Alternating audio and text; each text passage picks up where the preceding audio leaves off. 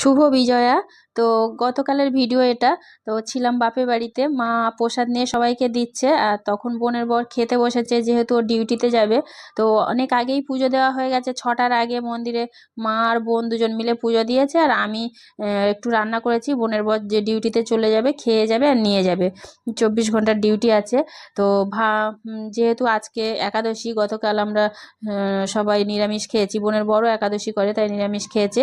একটু আলু সিদ্ধ, ভাত, বেগুন ভাজা, মুগ ডাল করে দিয়েছিলাম, পেঁপে আলু ভাজছিলাম, তখন খেতে বসেছে। 7টা বাজে, 8টা থেকে ডিউটি। তো বোন আবার ভাত ডাল গুছিয়ে দিয়েছে, যেহেতু 24 ঘন্টার ডিউটি, খেয়ে গেছে আর ওখানে গিয়ে খাবে। তারপরে বোনের বর চলে গেলে আমি একটু ঠাকুর ঘরে প্রণাম করছিলাম, যেহেতু 6টার আগে তো মার পুজো দেওয়া হয়ে গেছে, আর রান্নাটা আমিই করেছি।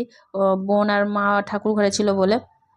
তারপরে ও চলে গেলে তারপরে আমরা একটু কফি, একটু মুড়ি, ঝুরি ভাজা, নিমকি, বাদাম, মেলার বাদাম, টোস্ট, বিস্কুট এসব খাচ্ছিলাম সবাই মিলে। তো মা বলছিল পলাশ যদি ভাত খায় সকালে, তো ও বলছে না আমি কফি খাই একটু। তো আমাদের সঙ্গে একটু কফি খাচ্ছিল। তারপরে সকালবেলা টিফিন টিফিন খাওয়ার পরে তারপরে আমরা আবার একটু রান্না বান্না হয়েছে, ও ছিল বলে মা আবার একটু মাছ